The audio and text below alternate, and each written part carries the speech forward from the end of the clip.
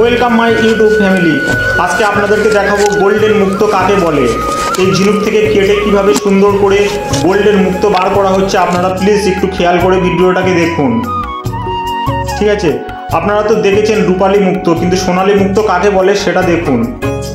বন্ধুরা দেখুন, ঝিনুকের মধ্যে যখন ছুরিটা দিয়ে এর মাঝখানটা একটু ছিঁড়ে ফেলবে, তারপরে দেখুন বন্ধুরা এর মধ্যে দিয়ে কত সুন্দরভাবে রূপালী মুক্তো নয় সোনালী মুক্তো বার হচ্ছে। দেখুন বন্ধুরা, দেখলেই অবাক হয়ে যাবেন।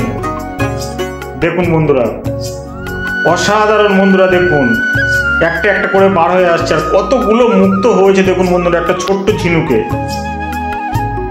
বন্ধুরা দেখুন, কি বন্ধুরা ভালো লাগছে না?